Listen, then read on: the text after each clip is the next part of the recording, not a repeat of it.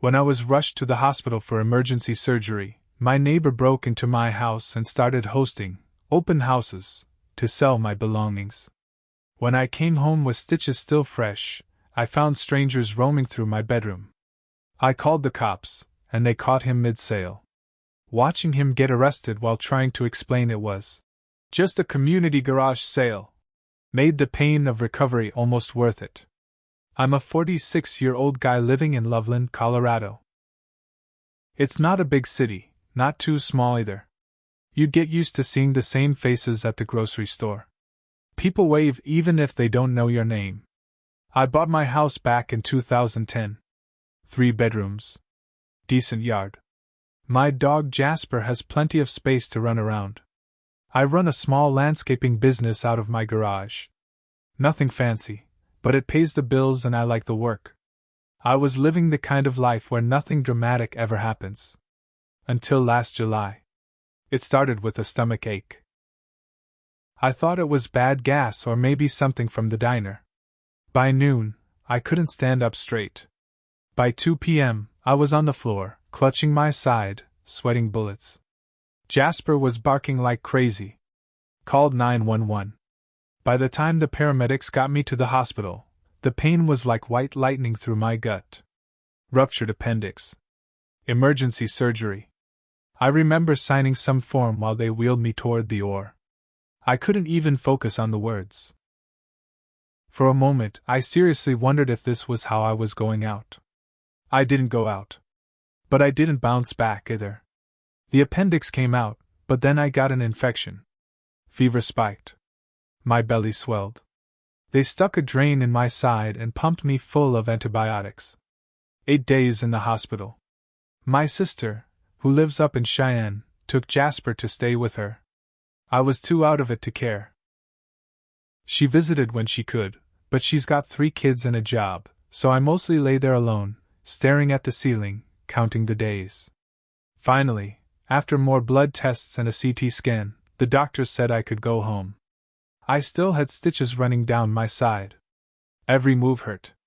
But all I cared about was getting back to my house. My bed. Jasper. That's when the real nightmare started. The first sign something was wrong was the people in my driveway.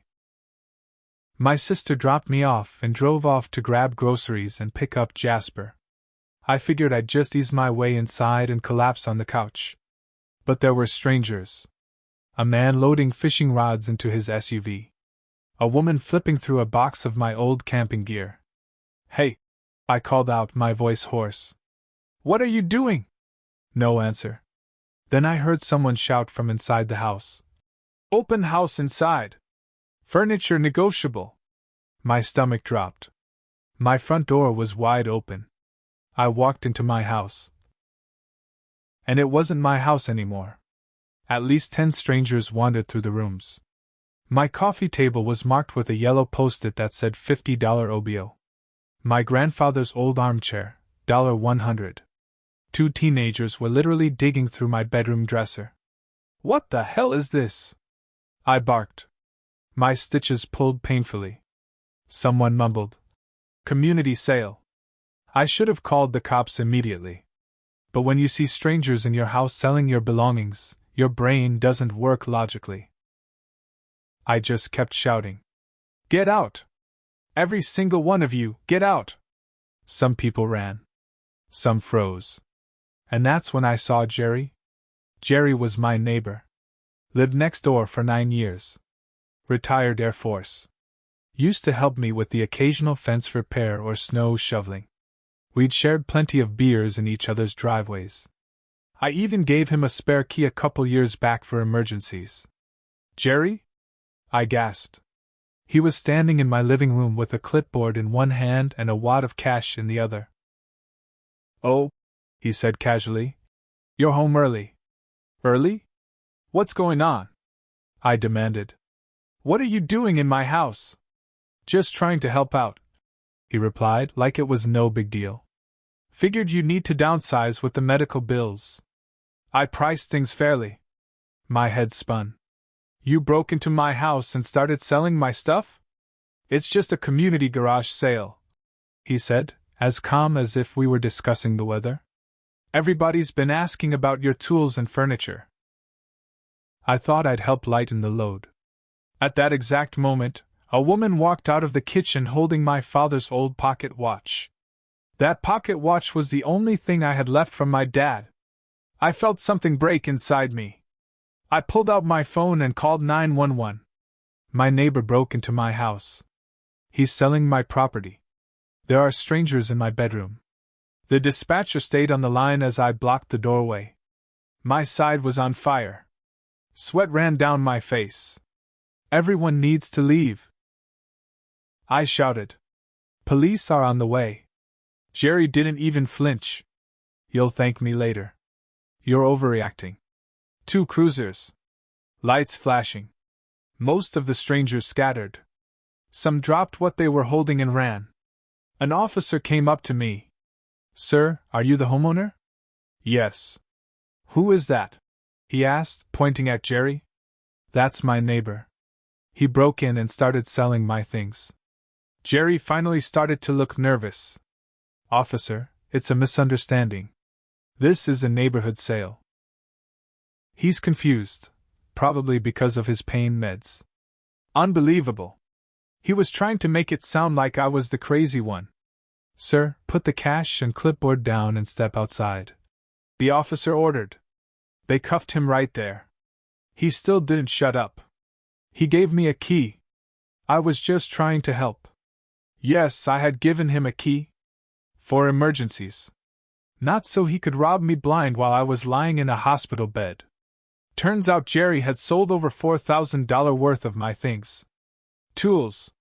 Collectibles. A couple of heirloom pieces. Some buyers paid cash and disappeared. A few decent folks came back and returned what they'd bought once they found out the truth. Jerry's family, his grown kids and a sister, begged me to drop the charges. Claimed he was confused. Said he was grieving his late wife and wasn't thinking straight. I didn't budge. He knew exactly what he was doing. And he lied to my face while he did it. The DA agreed. They charged him with burglary, theft, and trespassing. The trial dragged on for months. Jerry's lawyer tried every trick. Claimed it was a misunderstanding. Said Jerry was trying to raise money for my medical bills. But the evidence was ironclad. The cash. The price list. Text messages to people about items for sale. Security cam footage from a neighbor's Ring doorbell showing Jerry bringing strangers into my house while I was in the hospital. 3 felony counts. He lost his military pension. Got sentenced to 18 months in county jail and 2 years probation. The judge looked him dead in the eye and said, "You preyed on a neighbor's vulnerability for your own gain. This was not charity. It was theft. As for me, I changed all the locks. Installed security cameras. Got a restraining order. Jasper and I moved to a new neighborhood across town. The scar from the surgery has mostly faded. The betrayal? Not so much. You can trust your neighbors, they say. Not anymore." You'd think watching Jerry get cuffed and dragged out of my house would have been the end. It wasn't. If anything, it was just the start. A week after his arrest, the harassment began. At first, it was little things. Anonymous notes stuffed into my mailbox. "He's an old man. Drop the charges. Hope karma finds you next." Then someone egged my garage door. I figured it was just some of Jerry's family or maybe one of the people who'd bought my stuff and didn't want trouble with the cops. I called the police. Filed a report. They said they'd increase patrols in the area. But that didn't stop it. 2 weeks later, someone slashed the tires on my truck. All 4. Clean cuts. Not a random vandal. The cop who came out shook his head. "You've got yourself an enemy, sir." I already knew who was behind it. I'd heard through the grapevine that Jerry's oldest son, Derek, was back in town. Big guy. Used to play football in high school. He'd never liked me. Thought I looked down on his dad. I hadn't even seen Derek in years. But now he was suddenly back, showing up at Jerry's court hearings, glowering at me from the back row. Then the threats started getting direct. One night around 11 p.m., I heard a bang outside. Went to the window. My mailbox had been smashed clean off its post. But it wasn't just the damage. There was a note taped to the remaining splintered wood. "You ruined his life. We'll ruin yours." That was it. I called the police again. This time, they assigned a detective to my case. He told me to document everything. I bought 2 more cameras and had motion lights installed. Even put a camera facing the street. My house looked like Fort Knox by the time I was done. I wasn't going to be anyone's easy target. But the real twist came when I found out what Jerry had really been up to before I got home from the hospital. The detectives subpoenaed Jerry's phone records as part of the theft case. Guess what they found? Jerry hadn't just held one community sale. While I was in the hospital, he'd been advertising my tools and equipment online. Facebook Marketplace. Craigslist. He even listed some items as estate sale goods. He'd been planning to liquidate everything. Not just a few yard tools. My entire garage. My signed Broncos memorabilia. My lawn equipment, the stuff I used to run my business. If I'd stayed in the hospital even a few days longer, I would have come home to an empty house. No furniture. No tools. No personal belongings. Nothing. Just 4 walls and a floor. The DA was furious. They added another felony count, criminal mischief with intent to profit. Jerry's lawyer tried to cut a deal. Drop the new charges. Plead guilty to the original counts. Minimal jail time. I told the DA absolutely not. He tried to erase my life.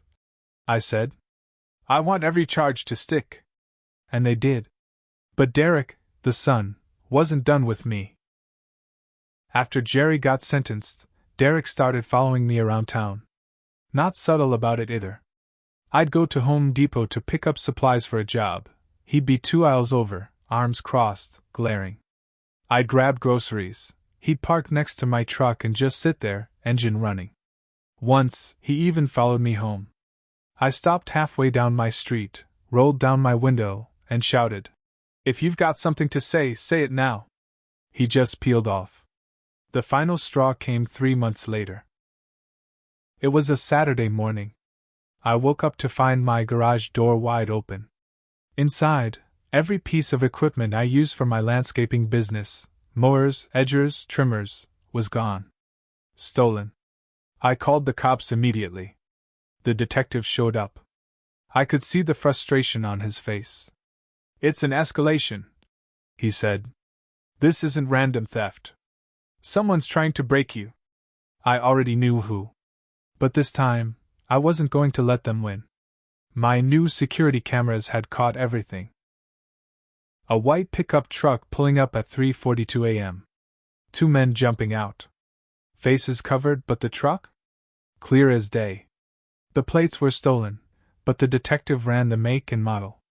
Guess who owned a matching truck? Derek. When the detective told me the truck matched Derek's, it all clicked.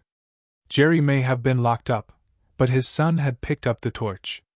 He wasn't going to stop until I was ruined. He'd already taken my tools, my business, basically. My livelihood. But what Derek didn't know was that I'd already taken a step he hadn't counted on. 3 days earlier, I hired a private investigator. After the tire slashing. After the threats. After the stalking. I was done playing defense. My PI started looking into Derek's background. Within a week, he found something big. Derek wasn't just angry and reckless. He was also stupid. In 2022, he'd been charged with running an illegal scrapping operation. Taking stolen metal and tools, stripping them down, and selling them for cash under the table. Charges had been dropped because witnesses refused to testify. "He's done this before," my PI told me. "Your equipment probably wasn't sold to random buyers. It's being scrapped or fenced." I took this info straight to the police. The detective took it seriously. "We'll need more than just the old charge," he said. But this could tie him to a pattern. They got a warrant. 2 weeks later, they searched Eric's property. Found my mowers and trimmers in a makeshift shed behind his garage. Serial numbers intact. Even found some of the furniture Jerry had claimed had been sold to strangers. Most damning of all? A notebook with lists of tools, buyers, prices. Some items matched exactly what had been taken from my house and garage. They arrested Derek on the spot. The DA added charges of grand theft, burglary, possession of stolen property, and conspiracy. Because of the connection to his father's earlier crimes, the judge denied bail. He tried to act tough in the courtroom. Glared at me. Rolled his eyes. But when the prosecutor listed out every piece of evidence, my tools, my cameras, his criminal history, his face drained of all color, the judge didn't hold back. You targeted this man while he was vulnerable. You escalated from harassment to full theft. You involved others. This wasn't a feud. This was a criminal enterprise. Verdict: guilty. Derek got 4 years in state prison. Probation for 5 more after that. And a civil judgment requiring him to pay restitution for the stolen and damaged property. $47,000. He won't ever pay it. I know that. He'll never have the money. But the conviction will follow him for the rest of his life. As for Jerry, his sentence held firm. But in a final twist, when he heard about his son's conviction from jail, he tried to reach out to me through a letter. I'm sorry. I never wanted it to go this far. I didn't respond. Sorry doesn't glue your life back together. What happened to me? I rebuilt. Slowly. Insurance covered some of the losses. Friends in the landscaping business donated tools. Clients I thought I'd lost came back.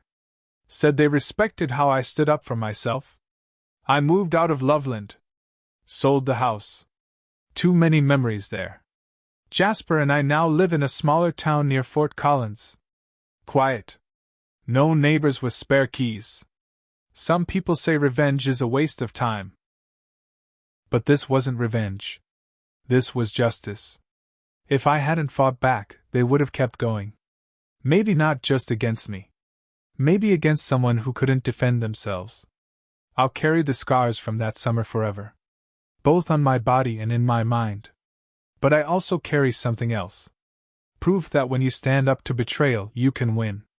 Even if it takes everything you've got. That's the full story. Thanks for following. Stay safe out there.